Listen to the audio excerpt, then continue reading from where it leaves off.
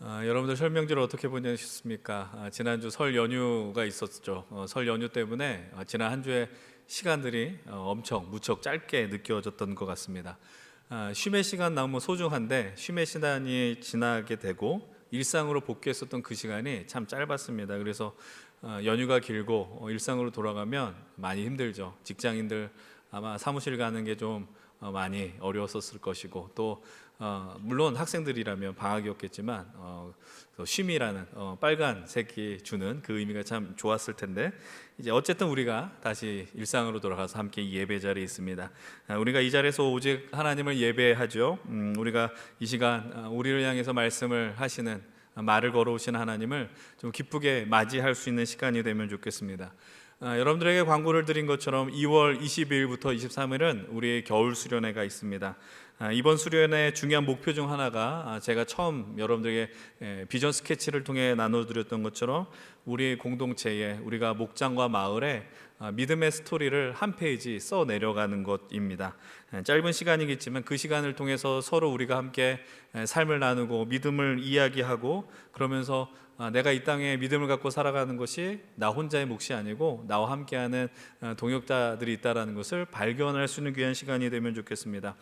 오늘 예배가 끝이 나고 모든 모임이 마무리되면 리더 모임을 갖게 될 것입니다. 그 자리에서 이번 수련회에 대한 어떤 계획과 비전들을 나누게 될 텐데 여러분들 많이 함께 동참해 주셨으면 좋겠고 각 목장별로 또 우리가 어떻게 그 일상에서 하나님 나라를 세울지에 대한 고민을 함께 나눌 수 있었으면 좋겠습니다. 이제 오늘 우리는 믿음으로 일상을 채우다 네 번째 시간으로 일상 말씀으로 채우다 두 번째 시간 이 말씀을 선포하려고 합니다. 우리가 예수 그리스도로 인하여서 구원받았고 또 하나님 나라를 살아가는 자들, 그래서 우리가 이 믿음으로 일상을 채운다라는 이 명제에 기꺼이 동의하는 분들이라면 하나님의 말씀이 중요하다라는 것 부인할 수 있는 분은 없을 것입니다. 특별히 우리는 종교개혁 이후에 세워진 개혁교회 성도들입니다. 개신교라고 부르는 이유도 그렇죠. 개혁교회 성도들인 우리들에게 이 성경 말씀이 중요하지 않다라고 이야기하는 것 거의 불가능한 일일 것입니다. 그런데 문제는 무엇이냐면 우리가 그렇게 우리 말로는 우리 생각 속에서 하나님의 말씀이 중요하다, 이 우리가 갖고 있는 성경이 중요하다라고 이야기하는 것만큼 얼마나 이 말씀과 친밀하게 지내는가, 이 말씀이 우리 인생에 우리 일상에 얼마나 들어왔는가는 전혀 다른 이야기인 것 같습니다. 여러분들 향해서 우리가 이렇게 질문한다면 많이 불편할 겁니다. 여러분들은 일주일에 성경을 얼마나 읽으십니까? 하루에 얼마나 보십니까? 그러나 그 질문에 대한 답을 듣지는 않겠습니다. 그러나 우리가 오늘 이 말씀 속에서 다시 한번 말씀은 당연히 우리 삶에 가까울 수밖에 없구나를 인정하게 될 것이고 또 그렇게 좀 결단해야 될 것인 줄로 믿습니다. 오늘 이 말씀을 통해서 여러분들에게 전하고 싶은 이야기는 딱 두 가지입니다. 첫 번째는 이 말씀을, 이 성경을 우리가 어떠한 태도로 읽어야 할 것이고, 두 번째로는 그렇다면 우리는 이 말씀을 어떻게 더 우리 일상에 친밀하게 들을 수 있을까라는 거죠. 제가 늘 드리는 말씀이지만 오늘 제가 여러분들에게 드리는 설교의 말씀은 여러분들이 처음 듣는 설교가 아닐 것입니다. 그리고 여러분들이 모르는 이야기도 아닐 것입니다. 그럼에도 오늘 우리가 일상에 하나님의 말씀이 더 깊이 채워지고 충만히 들어옴으로 내가 하나님 나라를 살아가겠다라는 그런 좀 결단이, 그리고 그런 강력한 마음이 들기를 소망하며 오늘 말씀을 나누려고 합니다.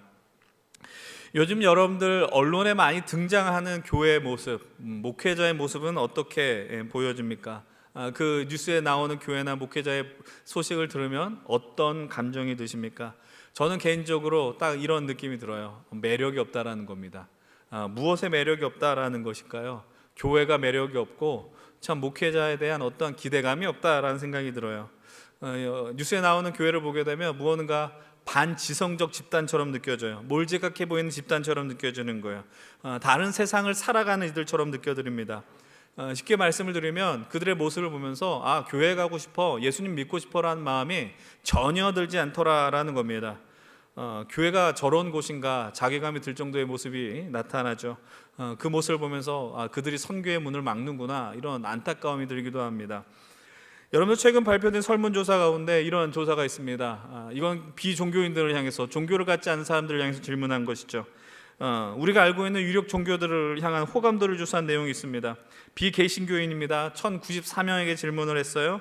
그런데 각 호감도가 이렇게 나왔습니다. 개신교인들 뭐라고 이야기를 합니까? 14.3%만 기독교에 호감이 있다라고 이야기합니다. 여러분, 개신교의 위치가요, 불교, 천주교 다음도 아니에요. 원불교 이어서 네 번째입니다. 물론 이 1093명의 표본이 온전한 표본이 아닐 수 있을지 모르겠지만 지금 오늘 우리에게 처한 현실은 바로 이러하다라는 겁니다. 그 다음에 나온 질문 중에 하나는 이런 게 있습니다. 종교인에 대한 호감도입니다. 아마 성직자에 대한 이야기겠죠. 그것에 대한 호감도는 더 낮아요. 13%입니다. 그리고 교회에 대한 신뢰도에 대한 질문을 했을 때는 27%만이 교회를 신뢰한다라고 이야기를 했습니다. 여러분들, 물론 주님의 말씀을 따라 살면서 우리가 의를 행하다 박해를 받는다라는 것은 마땅한 일인지 모르겠습니다. 예수님이 말씀하셨어요. 의를 행하다 박해를 받으면 천국이 그들의 것이다. 근데 사실 오늘 우리에게 놓여진 이 결과물은, 우리가 의를 행하면서 나온 결과물은 결코 아닐 것입니다. 오늘 우리의 현실이 의를 행해서 벌어진 일인가? 아니다라는 것이죠. 목사님, 제가 이렇게 말하는 것이 많이 민망하지만 저라도 오늘 시대에 비춰지는 교회의 모습을 보고 목회자의 모습을 보면서 저들이 말하는 복음과 하나님 나라에 대해서 내가 동의할 수 있을까라는 아주 근본적인 질문을 하게 됩니다. 저런 이들이 다니는 교회가 교회라면, 그리고 저들이 목사라면 나는 교회에 안 가겠다, 솔직히 이런 마음이 든다라는 것이죠. 예수님의 모습을 발견하기 어려운 교회, 대신 사람들의 목소리가, 그리고 특별히 자기들끼리 하나님의 뜻을 운운하며 외치는 그런 목사라고도 부르기 민망한 자들의 목소리만 난무하죠. 이런 일들이 벌어지는 이유는 과연 무엇이겠습니까? 성경은 이런 모습을 이미 예견한 듯이 보입니다. 예수님께서 감람산에서 제자들과 함께 나누었었던 이야기가 있습니다. 제자들이 이렇게 질문합니다. 주님이 다시 오셨을 때 이 땅 위에 어떤 일이 벌어지겠습니까? 그때 예수님의 대답은 이러합니다. 마태복음 24장 4절로부터 5절의 말씀입니다. 예수께서 대답하여 이르시되 너희가 사람의 미혹을 받지 않도록 주의하라. 많은 사람이 내 이름으로 와서 이르되 나는 그리스도라 하여 많은 사람을 미혹하리라 라고 말씀하셨습니다. 많은 사람들이 미혹을 당합니다. 많은 이들이 자신을 예수라 하며 구원자라 하며 많은 이들을 미혹할 것이라고 이야기합니다. 물론 오늘 이 시대에 살아가는 교회가, 그리고 목회자들이 나는 예수다라고 할 정도의 이야기를 하지 않지만 마치 본인의 말을 하나님의 말씀과 동일시하는 것처럼 전하는 이들도 종종 발견되더라라는 것이죠.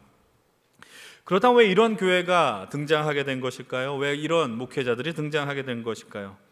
그리고 왜 사람들은 그런 이들을 바라보며 온전한 판단을 하지 못하는 것일까요? 간단합니다.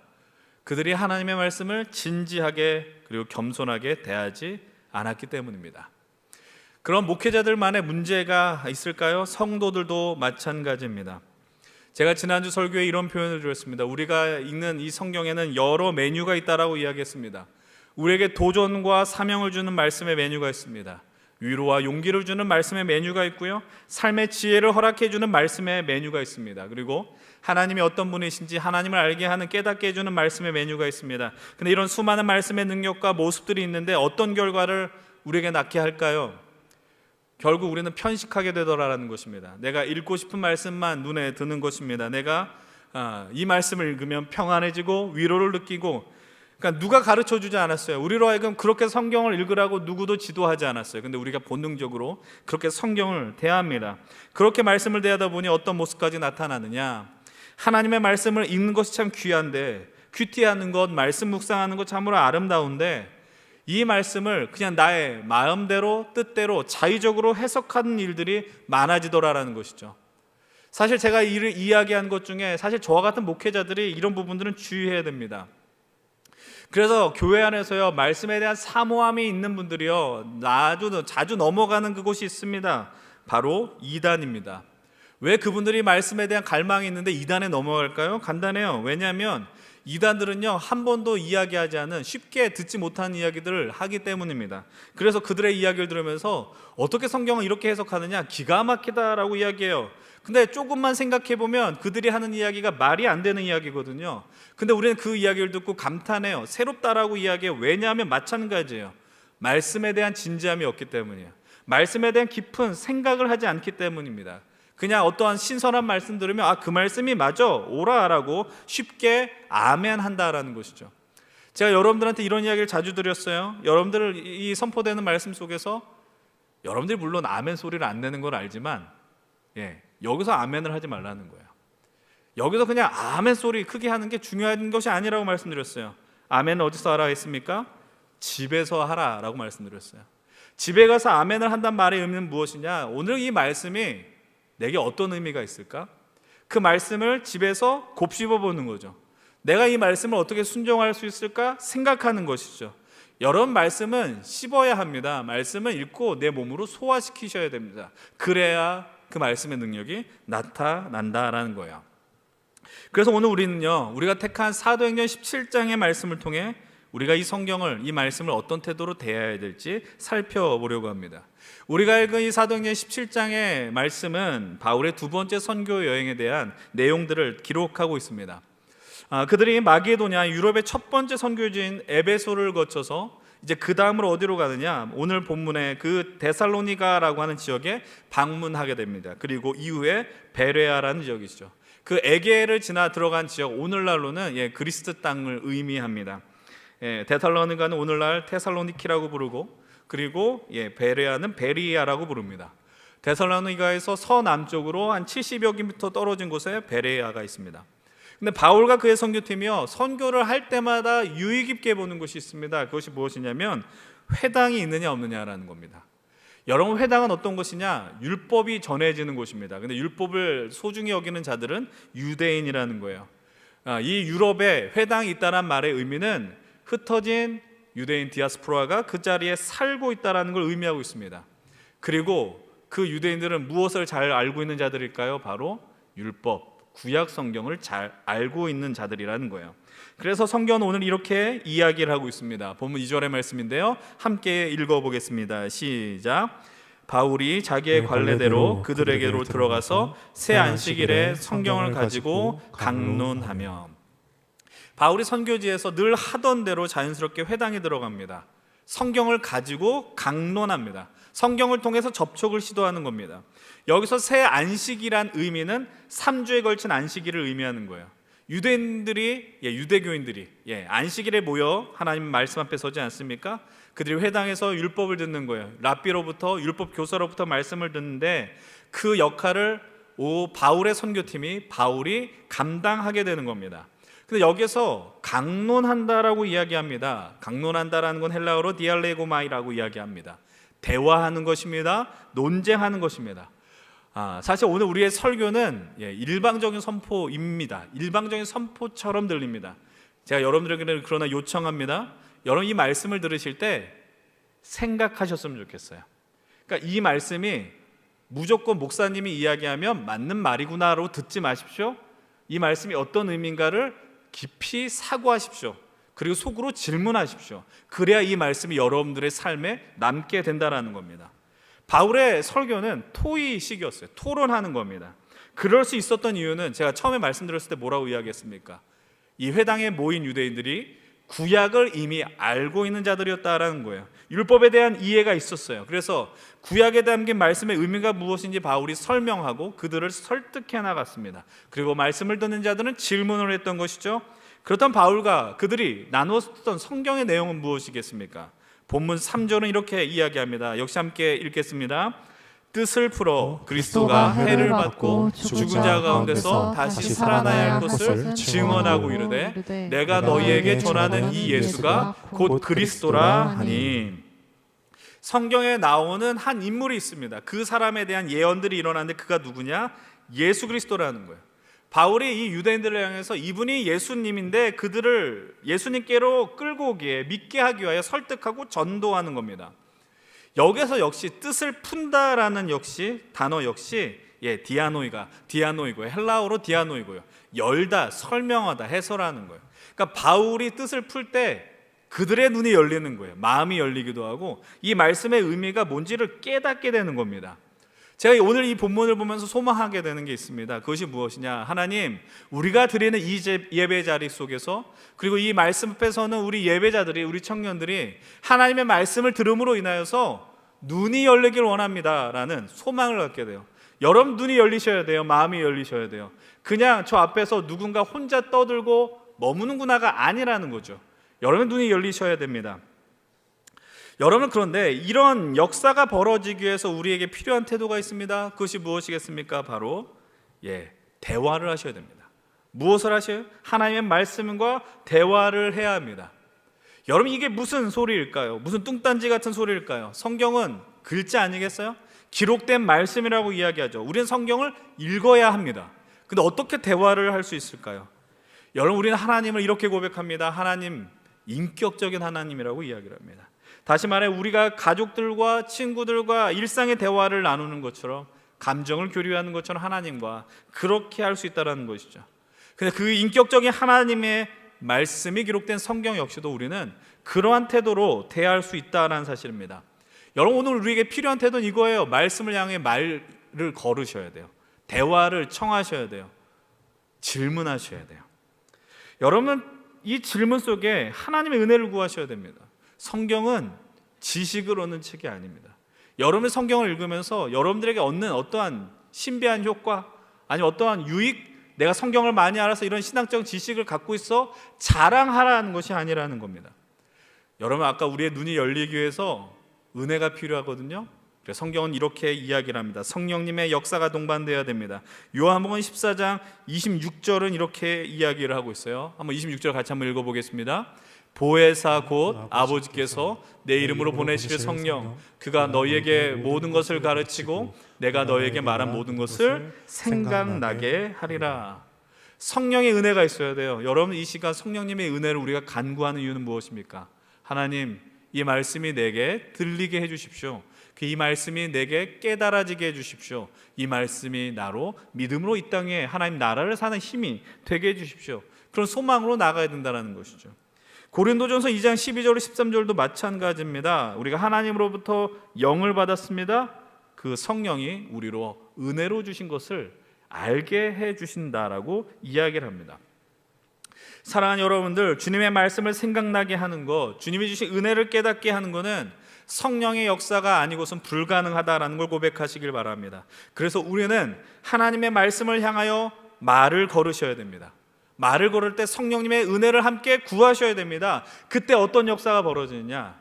내가 말을 걸 때 이 말씀이 하나님이 우리를 향해서 말을 걸어오십니다. 성경은 우리가 하나님과 대화할 수 있는, 소통할 수 있는 놀라운 은혜, 능력의 도구가 된다라는 사실이죠. 오늘 우리는 두 번째로 이 본문 속에 있는 말씀을 또 어떻게 우리가 대해야 되는지 이 베레아 사역을 통해서 확인하게 됩니다. 바울과 선교팀이요 데살로니가를 떠나 서남쪽에 위치한 베레아로 갑니다. 베레아 역시 회당이 존재합니다. 이곳에서도 율법에 대한 이해가 있는 유대교인들이 있다라는 걸 의미합니다. 그곳에서 그런데 어떤 일이 벌어지느냐? 11절입니다. 11절의 말씀 함께 읽겠습니다. 베레아에 있는 사람들은 데살로니가에 있는 사람들보다 더 너그러워서 간절한 마음으로 말씀을 받고 이것이 그러한가 하여 날마다 성경을 상고함으로. 베레아에 있는 사람들이요, 너그럽대요. 근데 이 너그럽다는 말의 의미는 원문을 살펴보면 조금 더 형편이 여유롭다라는 의미도 내포합니다.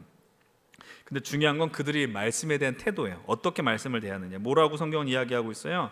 간절한 마음으로 받았대요.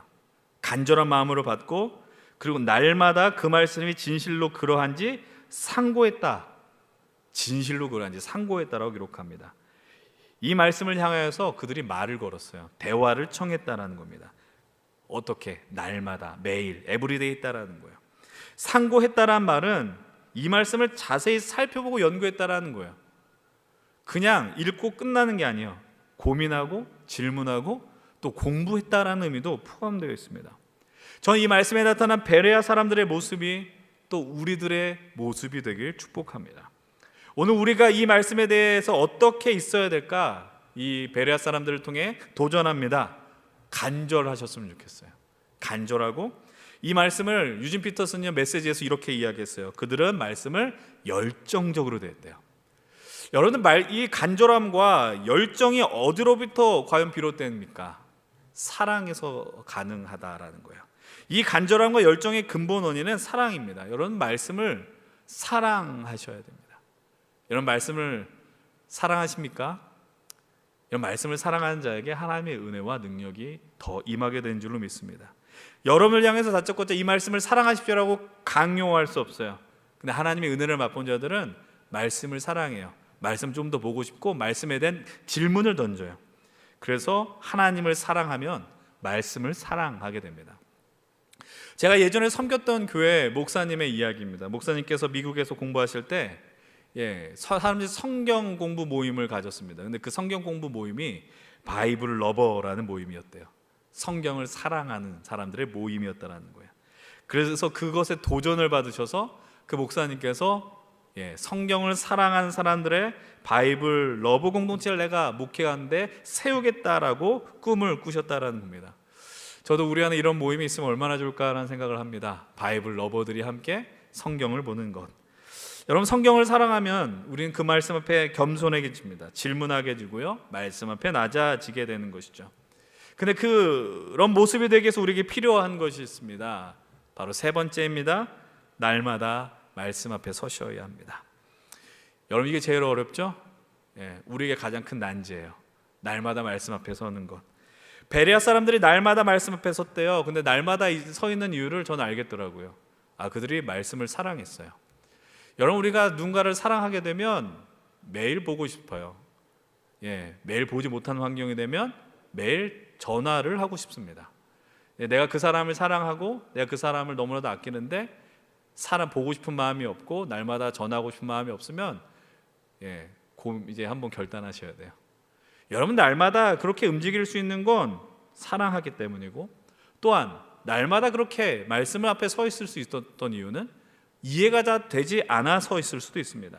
그래서 날마다 어떤 태도로 있어요? 상고하는 거예요. 상고하는 거. 말씀을 탐구한다고요. 여러분을 향해서 신학자가 되십시오, 성서학자가 되어서 성경을 비평하십시오라고 이야기하는 게 아니에요. 이 말씀이 하나님의 말씀이라고 진실로 믿는다면 여러분들에게 요청해요. 여유를 가지십시오. 느린 호흡으로 이 말씀을 대해야 한다는 거예요. 다시 한번 이 본문을 보십시오. 그들이 너그러웠다라고 이야기를 해요. 여유로웠어요. 여러분, 성경을 여유롭게 상고할 수 있었던 이유는 무엇입니까?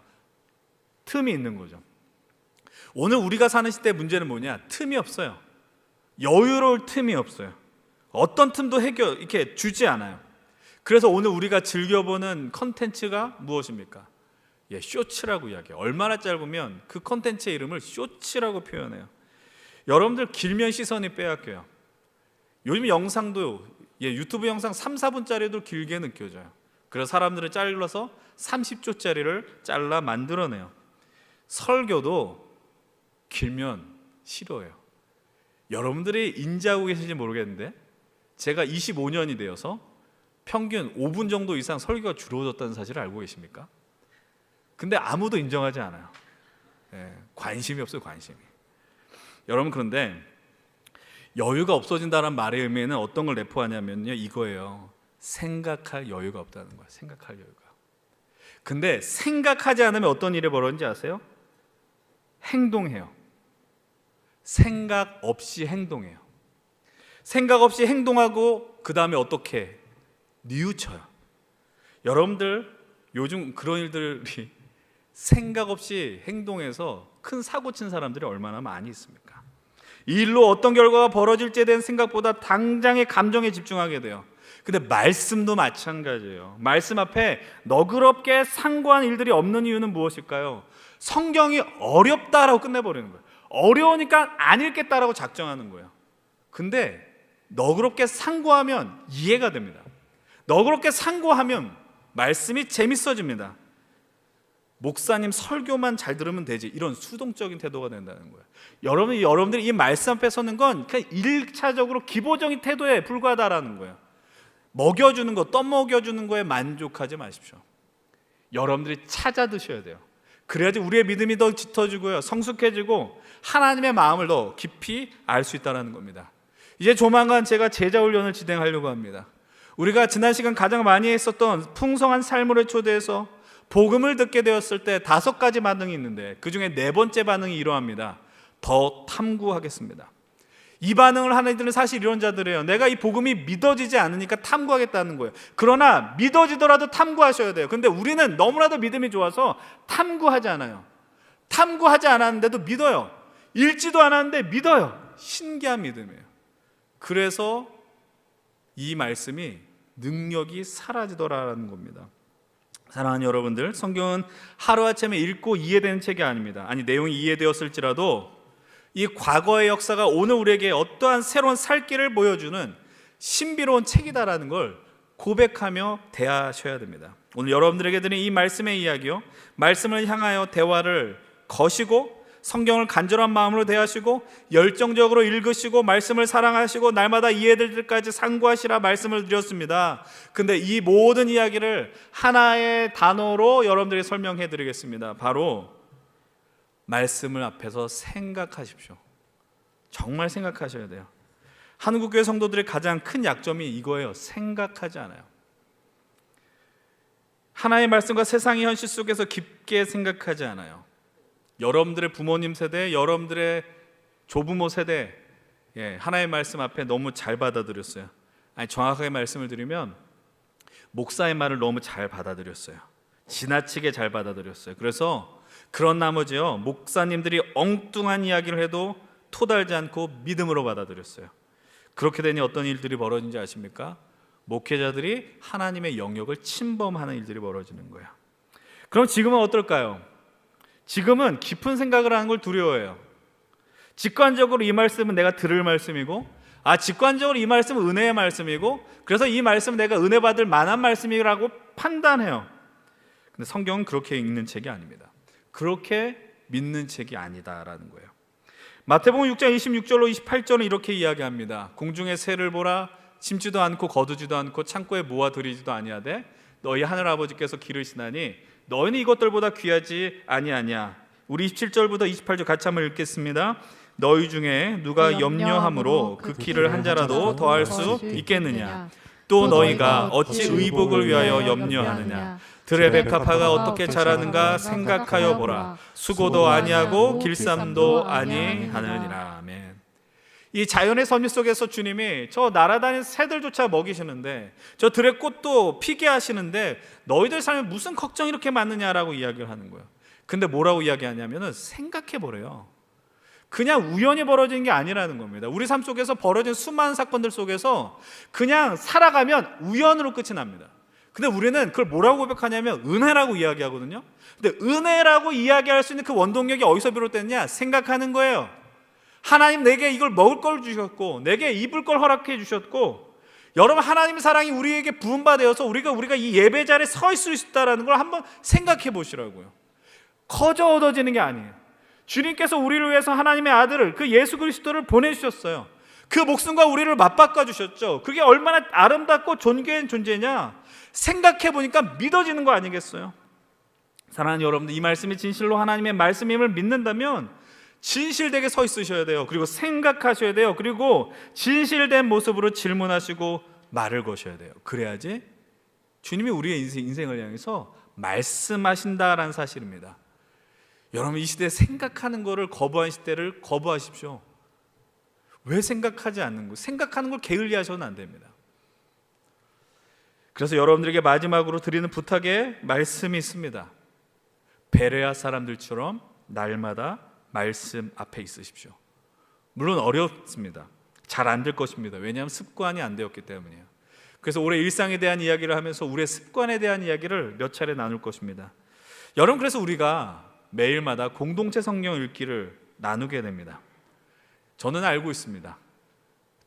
이 120명이 있는 이 카톡방에 제가 제일 혼자 열심히 일하는 걸 저는 알고 있습니다. 그러나 제가 여러분들에게 자주 드린 말씀이 있죠. 이걸 하는 이유는 나 좋으라고 하는 거라고요. 나 좋으라고. 이 성경 읽기를 통해서 제일 많은 혜택을 받은 사람은 저예요.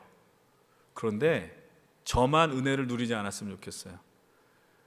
카톡 숫자 늘어나는 거에 짜증 내지 마시고 좀 읽으셨으면 좋겠어요. 제발. 제가 얼마 전에 큰 충격을 받은 건 리더급 되는 청년들이 지난 2년 동안 숨어서 안 들어왔다가 들어온 거예요. 괘씸하다라는 생각이 들었어요.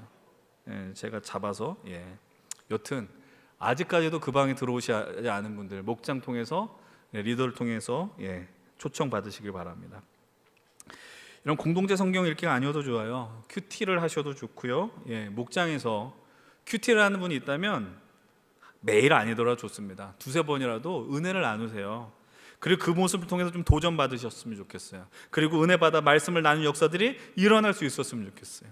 다음 주부터 제자훈련 모집 광고를 할 텐데 도전해 보세요. 그리고 그 시간을 통해 생각해 보세요. 우리가 하나님을 믿고 살아가는 일이 얼마나 위대한 일인지를 생각해 보셨으면 좋겠어요. 여러분 지금 하는 일들 많죠? 바쁘죠? 너무나도 바빠요. 그런데 바쁘기 때문에 성경을 읽기에 쏟을 에너지가 없다고 생각하시는 분들이 계십니까? 지금 미국의 유명한 부흥사였던 D.L. 무디의 이야기를 여러분들에게 전합니다. 그는 이렇게 이야기합니다. 만일 성경을 매일 읽지 못할 정도로 너무 바쁘다면 당신은 인생을 설계하신 전능하신 하나님보다 더 바쁜 것입니다. 이 무디의 이야기에 귀를 기울이셨으면 좋겠어요. 이 무디의 이야기를 저는 이렇게 표현했어요. 하나님 앞에서 건방 떨지 말아라고 해석했어요. 하나님 앞에서 어떻게 감히 바쁘다라고 과연 이야기할 수 있을까요? 여러분 아무리 바쁘지만 우리를 그토록 사랑하신, 우리 자신을 죽기까지 내어준 하나님의 사랑을 여러분들이 진실로 믿는다면, 이 복음이 진짜라고 믿는다면 성경 앞에 나아가십시오. 이 말씀을 우리 일상에 채우는 게 마땅한 일이 아니겠습니까? 여러분 그래서 이 말씀 앞에, 이 일상의 말씀을 채우기 위해서 여러분들에게 1번 해야 될 일, 예배의 자리를 지키십시오. 여러분들이 일방적으로 선포하는 말씀이 다 힘겨울지 모르겠지만 여기서라도 이 말씀 앞에 서서 이 말씀을 붙드십시오. 이 말씀을 듣고 이 말씀을 상고하는 것이 어렵다면, 순종하는 것이 어렵다면 함께 이 믿음의 길을 걸어간 동역자들과 이 마음을 나누셔야 됩니다. 왜 우리가 혼자 신앙생활을 안 하는지 아십니까? 함께 이 믿음의 길을 격려한 사람이 필요한 거예요. 함께 말씀을 서로 세울 수 있는, 동역할 수 있는 사람들이 필요하기 때문이라는 거예요. 그래서 함께 우리가 이 믿음으로 말씀을 향하여 말을 걸어보자라고 서로 독려할 수 있다는 사실입니다. 그렇게 될 때 우리의 삶은 하나님 보시기에 분명한 흡족한 인생이, 그리고 하나님이 사용하기에 마땅한 인생이 될 것입니다. 누가복음 24장을 보게 되면 이 엠마오로 내려간 두 제자가 부활하신 예수님을 만나게 됩니다. 그때 그들이 주님의 말씀을 듣고 이렇게 고백하는 것이 있습니다. 본문 24장 32절의 말씀입니다. 함께 32절 고백하겠습니다. 그들이 서로 말하되 길에서 우리에게 말씀하시고 우리에게 성경을 풀어주실 때에 우리 속에서 마음이 뜨겁지 아니하더냐고. 사랑하는 여러분들, 말씀이 깨달아지면 우리의 가슴이 뜨거워진 줄 믿어요. 저는 그 경험을 했어요. 가슴이 뜨거워지는 경험을 했습니다. 여러분들도 그 가운데 그 경험을 한 분들이 있은 줄로 믿습니다. 그러나 과거의 경험에 만족하지 마십시오. 이 말씀 앞에 여러분들의 머리도 뜨거워졌으면 좋겠고 마음도 뜨거워졌으면 좋겠어요. 그래서 내 마음속에 내 하나님, 내가 내 주어진 내 일상 속에 믿음으로 그 일상을 채워 하나님 나라를 살겠다라고 결단의 일들이 일어났으면 좋겠어요. 여러분 처음에 제가 왜 그 말씀을 드렸을까요? 세상에 교회란 이름으로 하나님이란 그 이름을 걸고 하나님의 영광을 가리는 자들이 얼마나 많은지 모릅니다. 그들이 진짜가 아니라는 거 여러분들 인생을 통해서 우리가 드러내야 되지 않겠습니까? 화가 나지 않습니까? 저는 그 모습을 볼 때마다 미치겠는 거죠. 내 안에 이 분노가 일어난다는 거예요. 여러분은 그들을 보면서 진짜 교회가 무엇인지, 하나님의 말씀 앞에 진지하게 선 자들의 이 믿음의 길은 어떤 길인지를 여러분들이 나타내셔야 됩니다. 그들을 욕하면서 그래 나도 교회 안 갈 거야 이렇게 살아서는 안 된다는 거죠. 청년 세대들의 복음의 문이 닫힌다라고 이야기하지 않습니까? 그러나 여러분들 때문에 예수 믿는 사람들이 일어날 수 있었으면 좋겠어요. 네가 믿는 예수라면, 네가 대하는 이 성경을 통해서 하나님의 역사가 너를 통해 일어나는 걸 내가 본다면 교회를 떠났었던 자들이 돌아오는 일들이 일어나지 않겠습니까? 우리가 함께 그 꿈을 꾸었으면 좋겠어요. 우리가 진짜 이 강단에서, 제가 지난주 여러분들에게 요청드렸어요. 저를 위해서 기도해 주십시오. 이곳에서 이상한 얘기를 하면 안 되지 않겠습니까? 마찬가지요. 제가 이 강단에서 전한 이 말씀이 여러분들의 심령에 깊이 새겨줌으로 말미암아 하나님의 말씀이 진실로 말씀되고 우리가 진지하게 생각하며 이 말씀을 통해 뜨거워짐으로 인하여서 이 세상을 변화시키는 주님의 일꾼들로 살아갈 수 있었으면 좋겠습니다. 여러분 이 말씀 앞에 진중해지십시오. 소중히 대하십시오. 그래서 하나님의 말씀이 여러분들의 인생을 지배함으로 말미암아 하나님의 나라가 여러분들 이 땅에 회복하는, 하나님 여러분을 자꾸 부르시는 거죠. 부르심으로 인하여서 이 땅에 하나님의 나라가 진실로 세워지길, 이 믿음으로 일상을 채우는 역사가 이루어지길 주의 이름으로 간절히 축원을 드립니다.